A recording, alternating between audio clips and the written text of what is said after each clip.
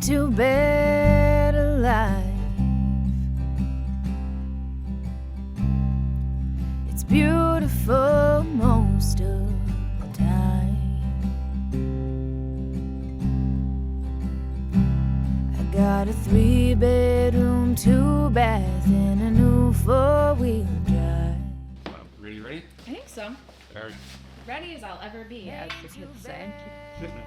I like kids say right. It's easy to get around.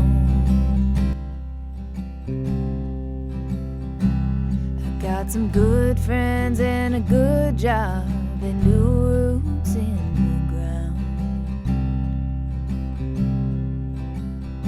I would not be a songwriter were it not for my mother. It's a good family tree with branches that hold me.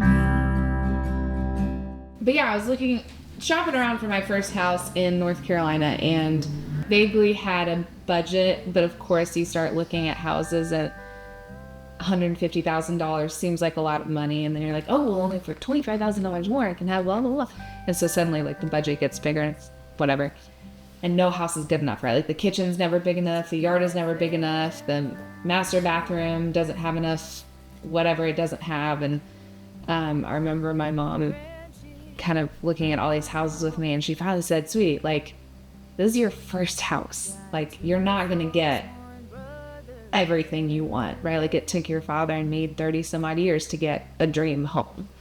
Like you just need to get something that's good enough for now. And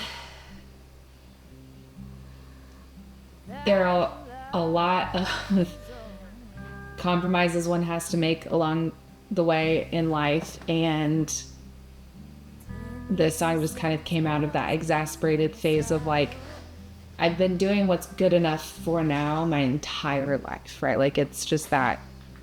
And it's not a lack of gratitude. It's been written from a deep place of gratitude for the beautiful and wonderful parts of life now, but with the deep, deep longing for the things I think I've had to compromise on for a little too long.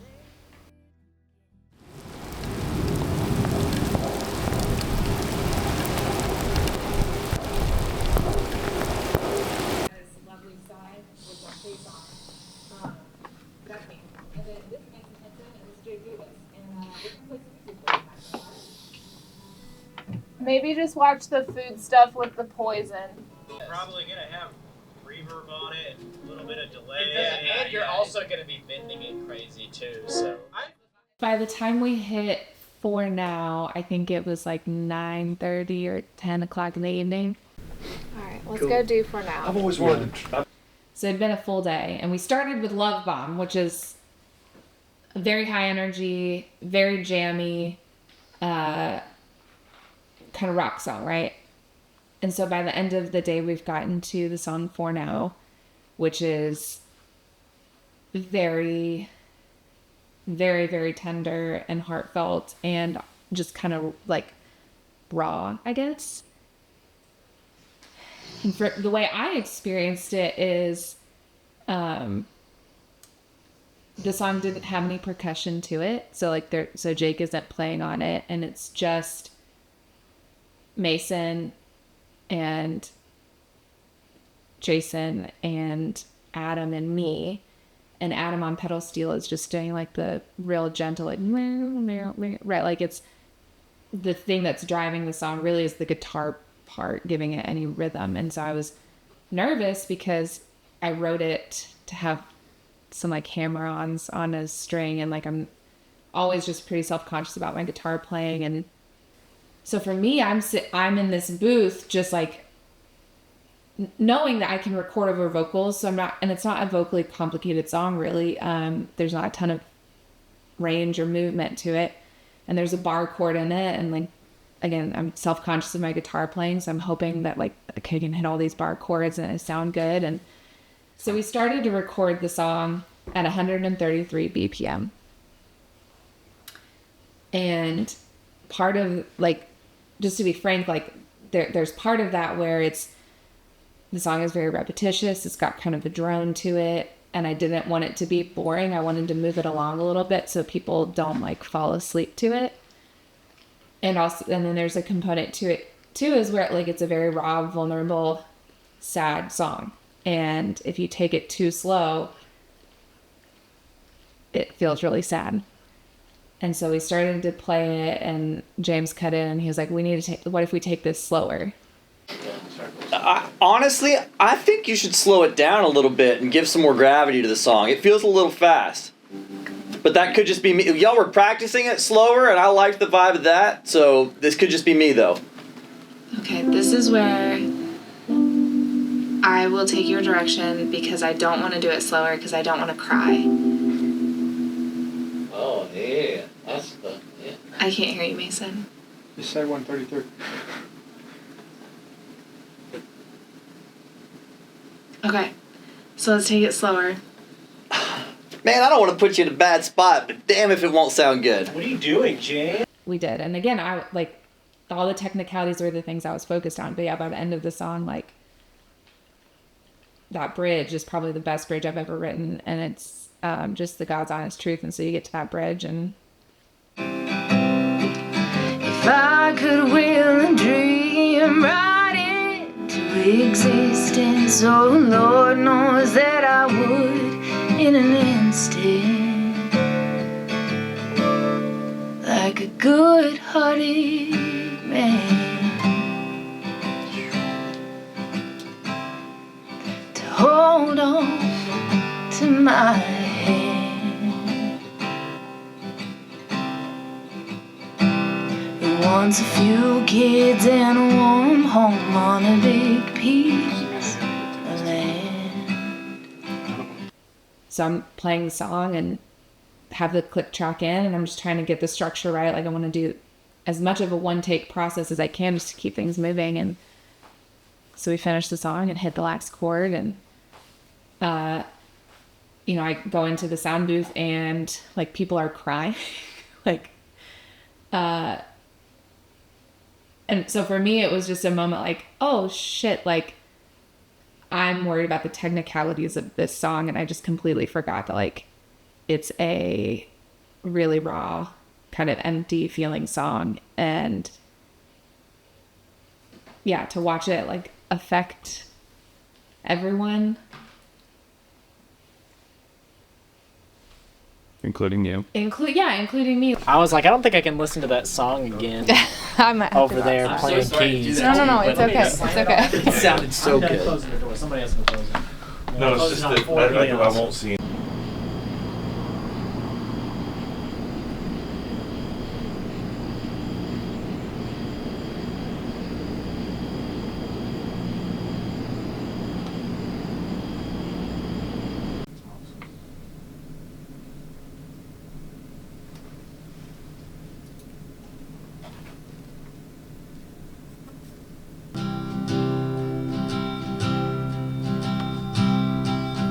If I could will a dream right into existence, oh Lord knows that I would in an instant,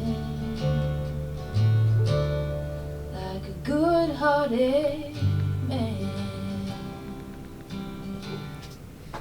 It hits, and then finish the song, and everyone's quiet, and they're like, okay.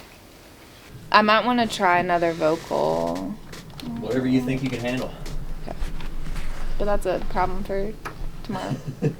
Yeah, Not not tonight. tonight. I'm afraid. No, I feel good. I still feel like I didn't finish crying. But that's probably okay. I'll probably cry again when we redo vocals on that one.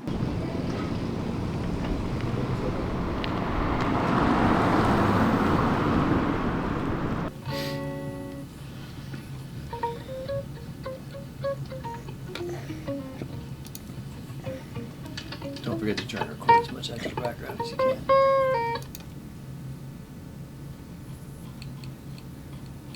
Yeah, that's pretty cool. Did you just unarm all of them? Okay, and then you had to do For Now again. We didn't have to. James, after day one, James was convinced. He's like, I want to use the original guitar and vocal take because I want it to be like like the raw version kind of thing. I was like, I don't mind. I said, I would like to do it again. Let's give it one go. Like, I don't mind being raw and vulnerable if that's what we're going to do. Like, let's do it. And then, yeah, re-recorded the vocal part.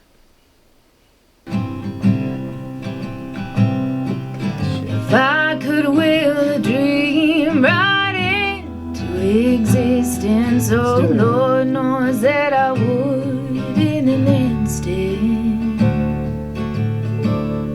like a good-hearted man. That's it.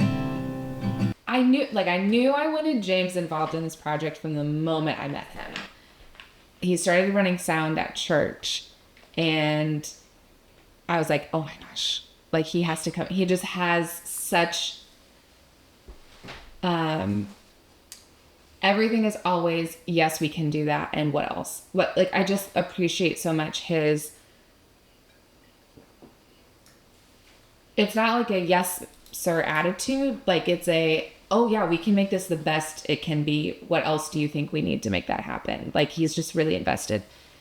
And I'm so glad that he came on, because he kind of started taking on like kind of a vocal coach role. Like he just has an incredible ear for voices and voicings, and like he locked in really quick with my vocals and my voice.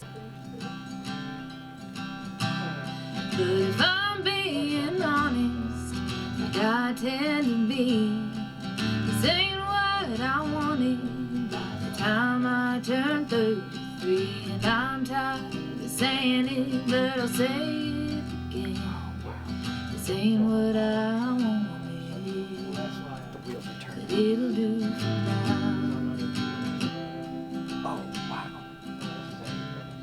Yeah, so we did a take, and there's a line in there about a damn good old dog, and it just makes me cry every time. She's a damn good old dog, without her life is on.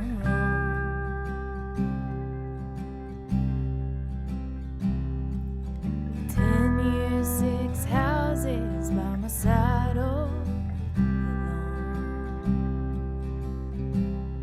alone. Yeah, so then by the end of the song, like my voice was shaking, and so he was like, okay, we need to punch in at this last part again and just give me as strong a vocal as you can. Yeah.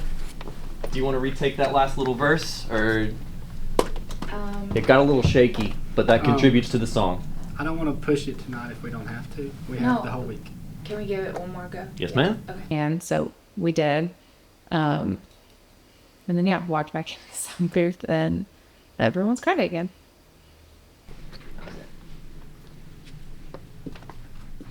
You want to listen through it once before we call it a night, or do you want to call it a night? We can listen to it. Yeah. Heard. It ain't too bad a town. It's easy to get around.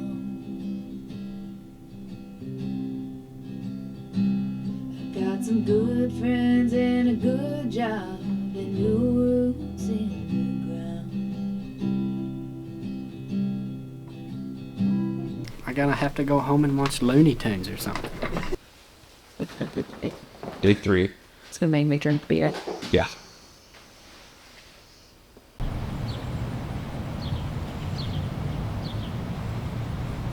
Yeah. I know you told me Paprika when Joe was telling me to. I love it, man. Thank you for doing this. For just 10 cents a day, you It's could been- sponsor a redneck This child. is It's work, but it's awesome. no. This is not work. This is. I'm so excited to be a part of this for sure. Mm-hmm. The gratitude I have for what I have now is not lost on me. Like this phase is a beautiful garden that has grown out of a really terrible swamp. But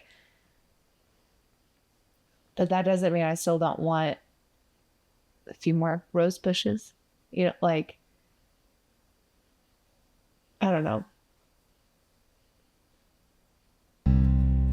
It ain't too bad a town. It's easy to get around. I've got some good friends and a good job and new roots in the ground. But I was just looking around this room, and through music have found a crew of people who want me to be a part of their life, who want to be a part of my life, right? Like, who have asked me to be their daughter's godmother, right? Who show up when I need them, who are equally invested in me as I am in them. And it's been a really long time since I've had that with people. And to take something and like create it myself, and then to have all of these people who I can trust with it is really crazy. Who make it better is really crazy. And like I said to them, I was so nervous about coming in here and like everyone working so well together, or not, right? Like being nervous about that. But that was stupid because this has honestly been one of the best weeks of my life. I put down music for a long time to go save the world and do a bunch of shit I thought that mattered, but it didn't, and picked music back up in one of the worst times of my life. And to be able to write something like this and then to share it with people who give a shit about it, right? And who want to make it beautiful. Like, people have said, like, wow, you got plugged into Jackson so fast, and it's because of you guys, right? Like, it's because of all of you who love and care about music and who care about songs, and care about writing and wanting to create and do, like, new and different and cool and interesting things. But for me, it's like the music is almost secondary to the people, right? And like the family it creates. And like in my personal family, I feel like I'm losing some people. But to have like you guys as brothers and sisters, like you have no idea how much that means to me. To have lost the family I thought I would have, and to have you guys, like, yeah, I picked music back up in a time where I didn't know if I was going to make it to 33. To be on the 34 side of that, and to have all of you here, like, truly one of the best weeks of my life. I don't care what happens with this album after it, right? Like, whether Evan totally shits the bed and it sounds terrible and nobody listens to it.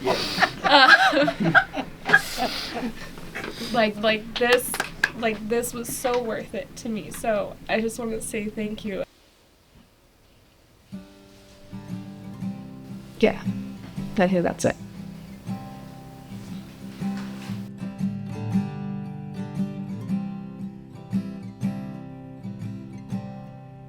It ain't too bad a life.